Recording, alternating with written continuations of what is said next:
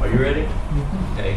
Welcome, my name is Bob Allen, and today we're going to have a little talk about bridging the digital divide, Macon's Promise Neighborhood Grant Proposal. And we're just going to sort of walk through a quick little presentation. If you have questions along the way, feel free to ask. I'm going to get y'all involved with a little demo. If you're scared of demos, you better leave now. Michael. So, what is the digital divide? Where's David? I need David here. This is for him. Felicia, where's David? I will go engage you for you. I'm at the slide he wants to see. Okay, let me go ahead. Anyone heard of digital divide? Yeah. Okay. Digital divide. Well, let's see. It is. Let's just go out here to Wikipedia and see what they say. It's that little slash line, right? Used to divide? Could be. It's in digital form. Not, you can't draw with a pencil. But you have to divide base 10. Not fine. Stop the Dr. White. I'm sorry. Okay. Digital divide refers to any inequalities between groups dealing with digital content. Technology, computer access, internet access. There can be inequalities between individuals, households, businesses, geographic areas. You can feel free to go and read more. David, you're here just in time for the digital divide lesson. Oh, great. Okay. And so feel free to, it's a fairly generic term about inequalities between access to technology. Come back over here. And we are now going to have a shameless digital divide demo. Are you prepared? First, we're going to create our own digital divide in the classroom. Our digital divide is right here. Alicia, I'm not sure which side you're on. Okay. We don't have a computer, so let's not worry about it. There So this is our digital divide. Can you see the little map right there? Everyone on the right side of the room, turn off the screen. You have no internet connectivity. Everyone on the left, you are the fortunate ones. You actually have, now y'all are going to fight over these seats, aren't you?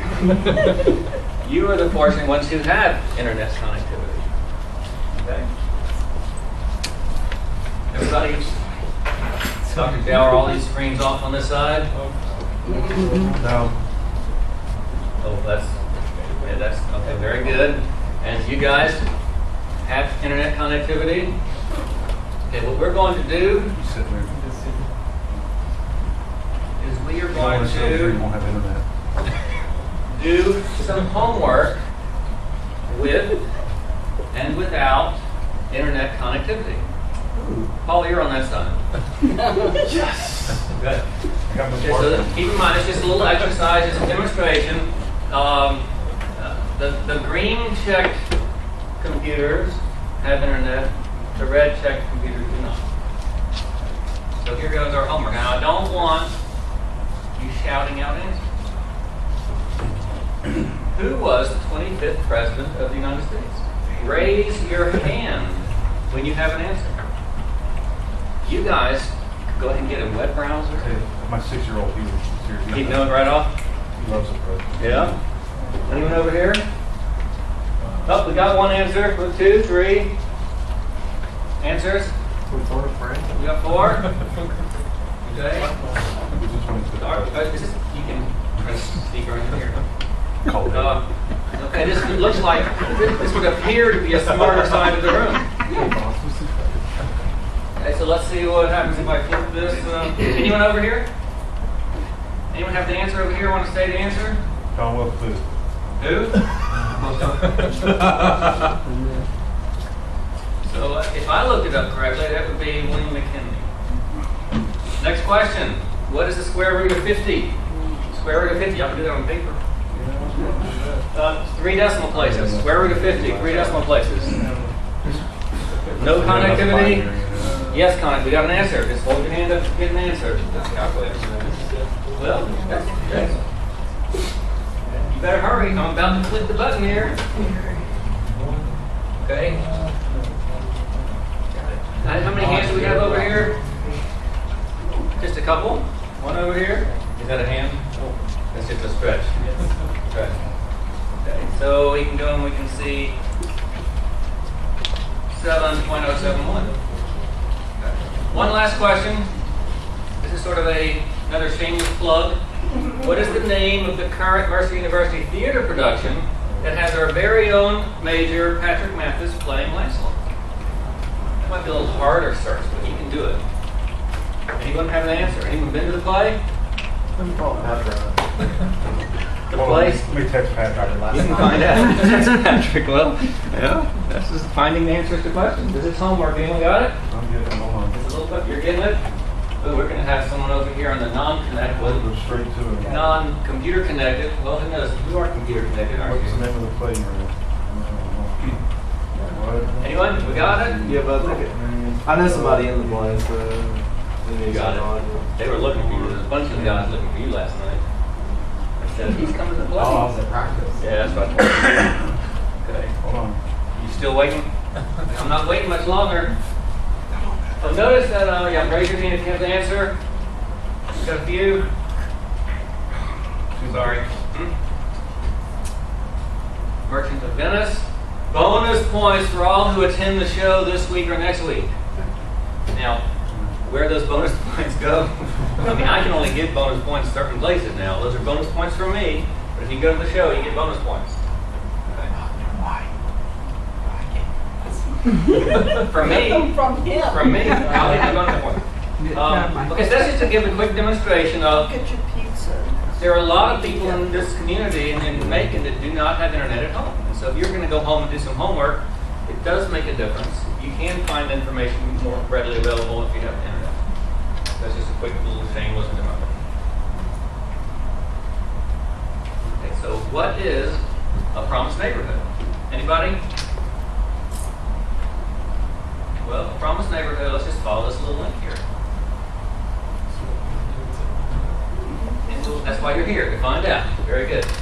Promised neighborhood is a community of opportunities centered around strong schools, and allows children to learn, grow, and succeed. There's a big line right down here. They're actually inspired by the Harlem Children's Zone, and it actually does some educational support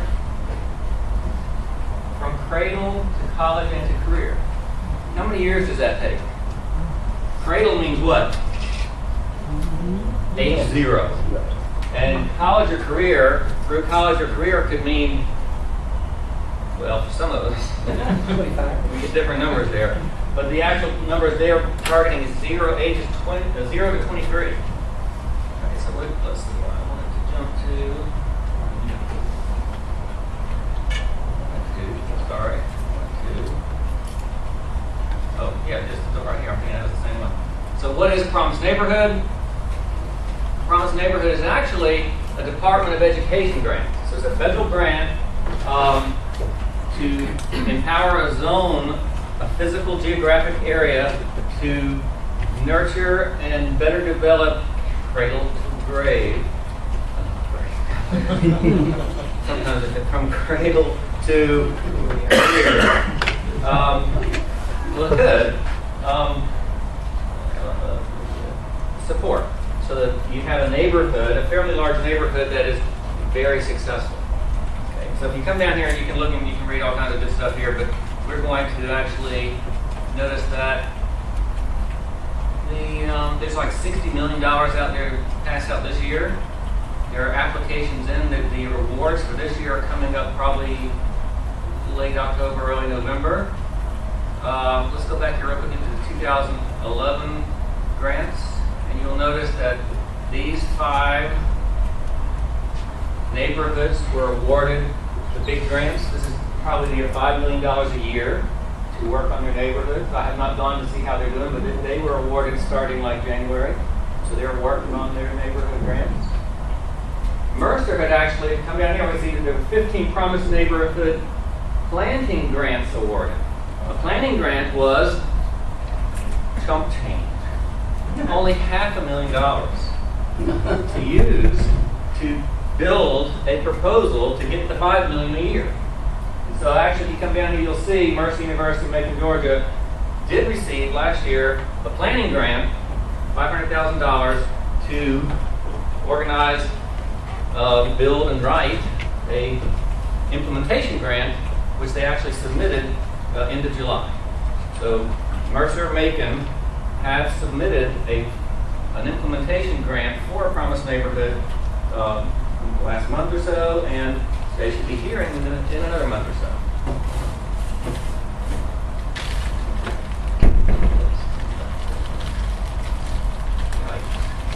Go.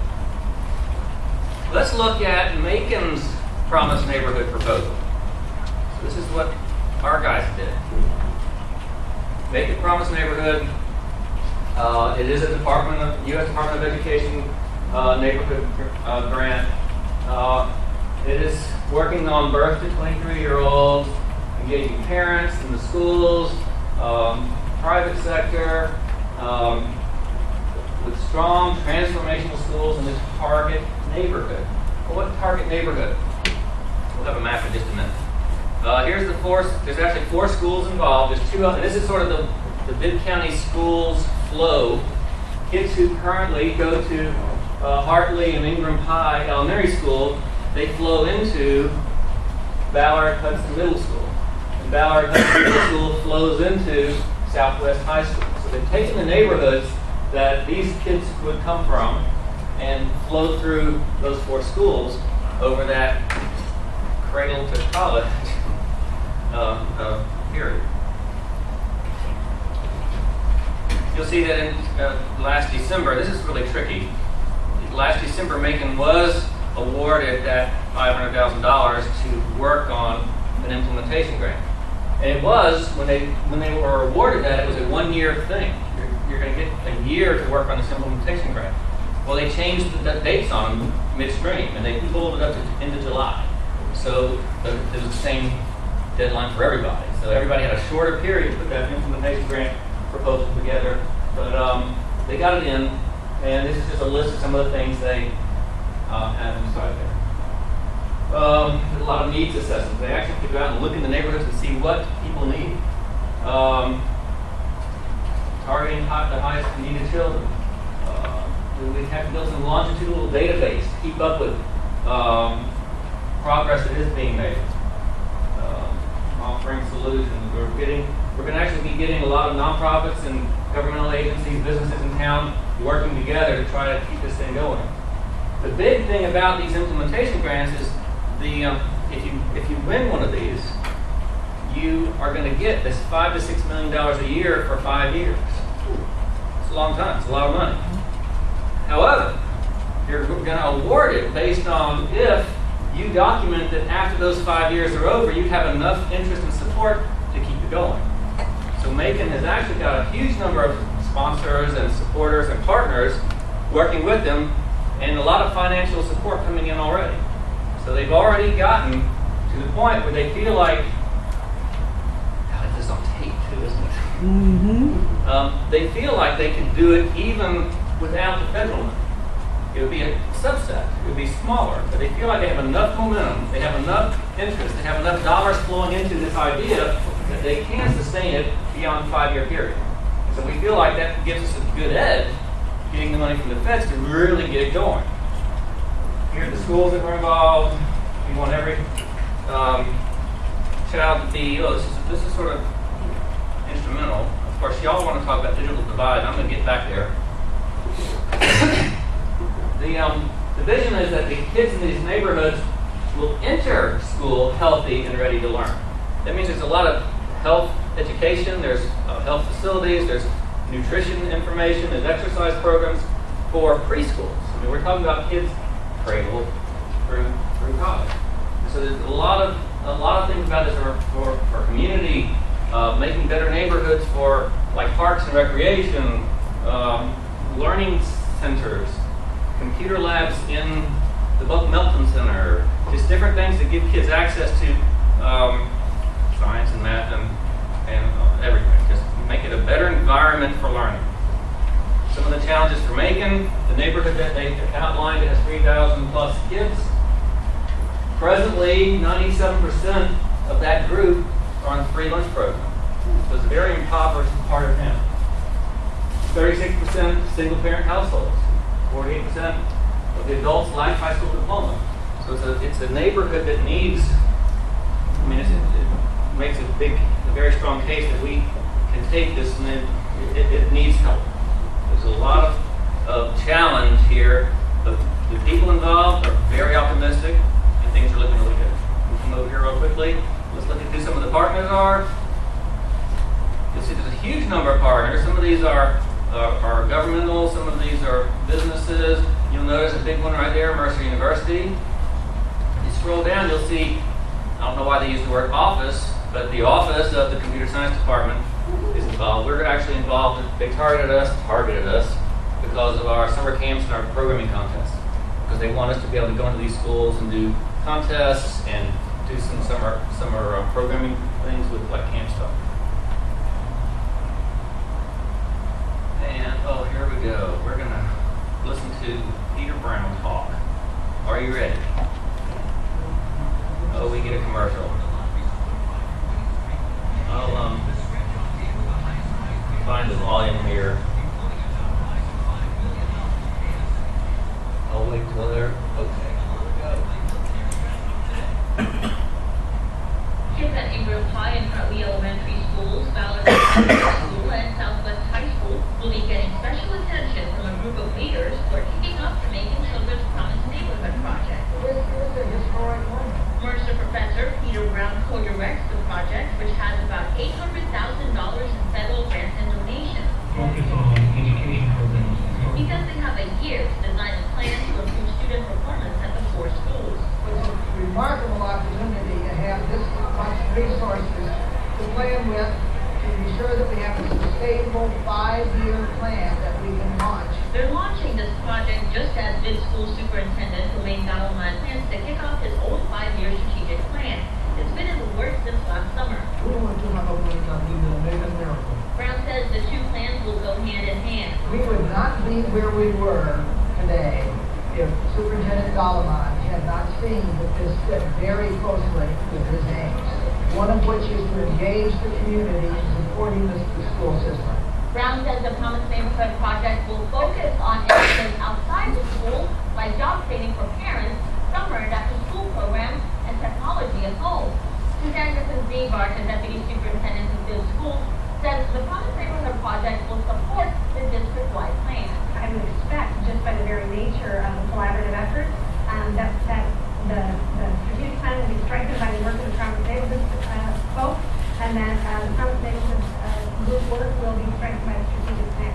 So I just see it as a win-win. Right now, the project is just in the Tyndall Heights and Unionville neighborhoods, but Brown says that's only temporary. If we prove we can do it, resources will become available to us, and we can do it elsewhere. We can do it in Bloomfield, we can do it in East Macon, we can do it in Pleasant Hill. He says that'll take people in the community and their school system working together. Candace Fedorka, 13 WMAZ, Eyewitness News.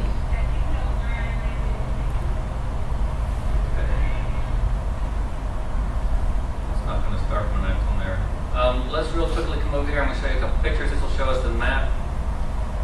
Well, let's do this one first. This is a great picture. You're going to love this picture. This will explain, boss man, that why I was not around some afternoon last semester. There I am at the table talking to these people, getting ready for Promise Neighborhood. That's me, I promise.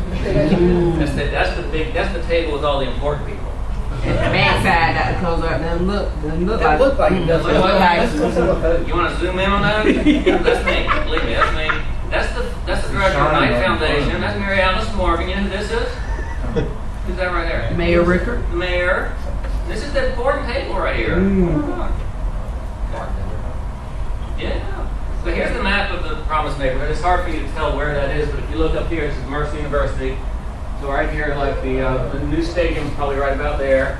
It's hard for me to see there. Yeah, Mercer University Drive. So if you come out this way, the mall is over this way. So from between Mercer and the mall and back down in here, that is the outline of the Macon Promise Neighborhood. Those are the areas that feed those schools and will be part of this program.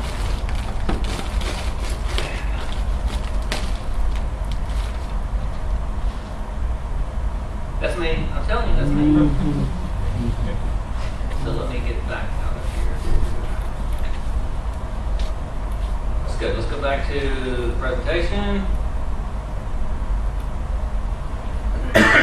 Actually, I want to go back. There was something else in here I wanted to do. If you go to this MaconPromise.org, which is Macon's version of their Promise Neighborhood initiative, you come down to the bottom, you can actually get the proposal. And you can go see all the data they gathered, you can see all the things they're going to be doing, so you can actually get full information about the MaconPromise neighborhood in here. If you come in here and do a search, let's search on what would be a good keyword for us. Internet? I don't remember searching for that one. Okay, quality internet connectivity. Broadband internet. Connecting to computer devices. Yeah, this is the pages. This is where I want us to get to. You notice that it talks about we're going to be overcoming the digital divide. It also talks about the computer science department offering camps and competitions.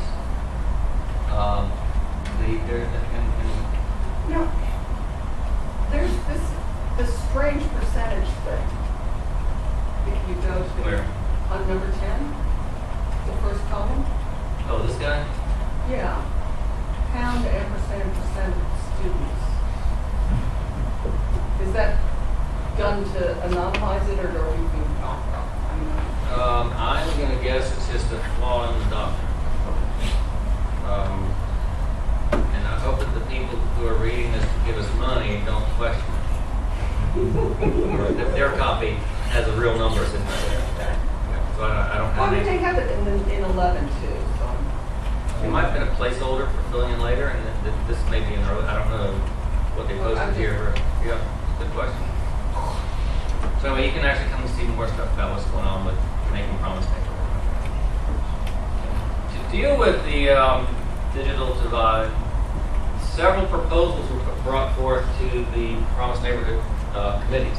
One of them was they looked at the neighborhood and they did these surveys and found out how many homes have a computer, how many homes have internet access, and it's very, very low. Not very many have it. And so they wanted to find a way, how can we help get internet into the homes? How can we get computers into the homes? And one model was to go with the connect to compete, and we'll talk about that in just a second. Another was, in fact, the mayor even talked about, I'm really worried about being, the mayor talked about offering broadband wireless access in the neighborhood. Cox Cable has talked about it. Different providers have talked about offering wireless internet access to the neighborhood. And so that's still up. It's still being available. Towards the end of the negotiations internally, there was a strong lean towards going to this connect to compete model. Okay, so this is the way I believe the proposal is written to provide connectivity and computers to the Promise neighborhood. So we come out here to the connect to compete.org. Let me shrink this a little bit here.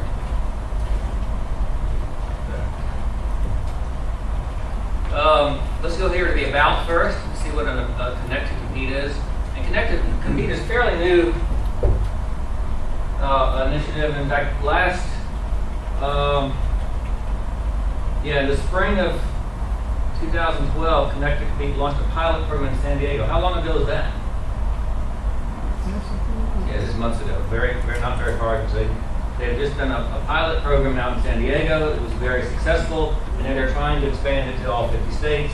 They've actually worked with the city of Macon and the Promise Neighborhood people, and they are putting together a package for the Promise Neighborhood. Okay, so let me just play this video. We'll get a quick snapshot of Connect to Compete. Be able to compete tomorrow, you need to learn the tools of today. Whether you're starting a business, looking for a new job, going to school, or helping your child achieve more, access to high-speed internet you and your family have to grow. And now, thanks to Connect to Compete, a national nonprofit organization, you can save hundreds a year on high-speed internet. Starting at $9.95 a month, a family with school-age kids may be eligible for fast and reliable internet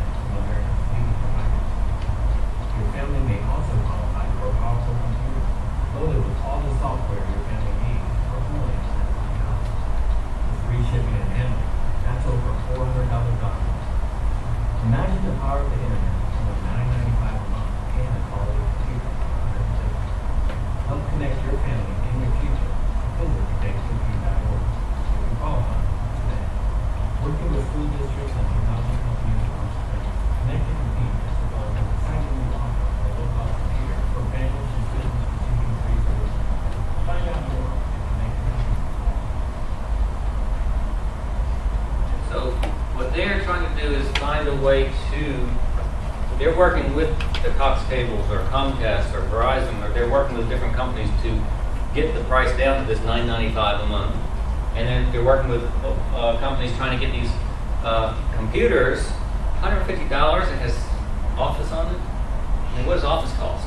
$120. No, so it's pretty amazing. You all want to go buy one now, don't you? Well, there are caveats. You can't just go in here and say, you don't see a shopping cart, do you?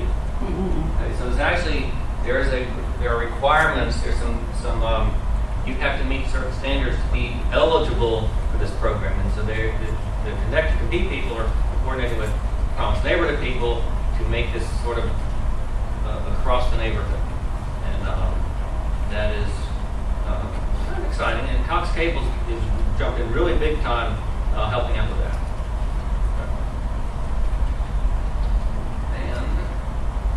This is a quick question. Jenna? Yeah. I mean, not just bringing the technology to them, but what about the training and the knowledge?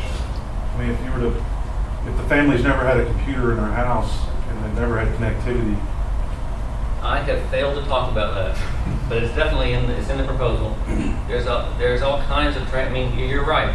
Just putting a computer and an internet in a house is not where you want to start. You want to make sure parents have some awareness of what's going on. The kids get some training. The kids get it a little bit at school, but they're setting up adult education programs for internet safety, computer use, functionality. And so there's a lot of programs in there for the parents. Remember how somewhere in here. Well, to compete has a lot of stuff listed on their site for training.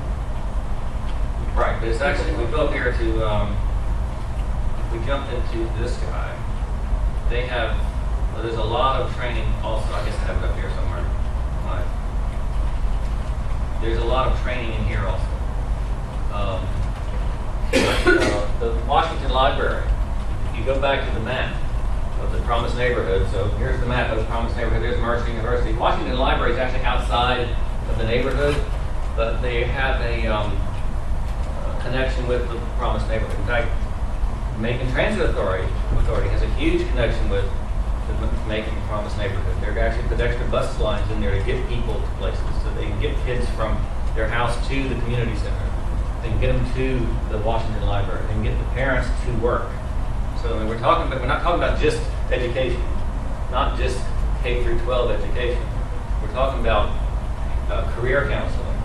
We're talking about providing transportation, new bus routes, new bus cards, discounted rates to get people from the neighborhood to their jobs.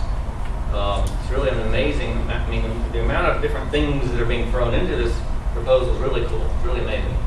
And so yeah, they are up there, and I should have had that in, I didn't put in the slide. But yeah, there's a lot of training across the board, and bus transportation, and coordinating with the schools, and the tech schools, and Mercer, and it's a lot of stuff being thrown at the situation. Okay. That's it. We're done early today. Any questions about the Promise Neighborhood? About the, yes. What is the computer science office's role? That's what I really asked. You're in charge of computer science office. That's what I want to know. I mentioned that. I actually mentioned that. Yeah. Did anyone hear me mention something about the computer science department?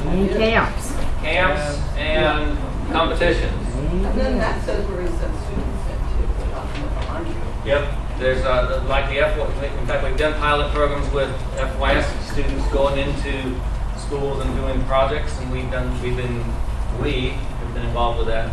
There's also talk of getting service learning classes to go to Washington Library to help do some of the adult literacy, to be backup people for adult literacy at Washington Library. Are you gonna do that? Yeah. So there's a lot of, as far as officially acknowledged, computer science department activity would be supporting summer camps somehow, competitions in the schools. Right now we do high school and some middle school, but to move down to even elementary school, do some competitions for them. We already do workshops for good county teachers, we could continue that. And then next week, a week from yesterday, 6 days from now, boy, we're fast. And then service learning, there's a lot of courses. Anyone do a service learning course at Mercer? FYS, no service learners in here? What is wrong? What is sampling?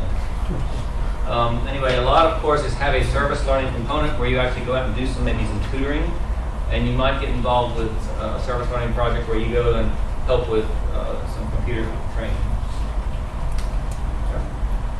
Other questions? That's good. Okay, thank you all for coming. What's next week? There's our social implications of computing. Really? What timely. Continue your Okay. Okay. Well, thank you all for coming.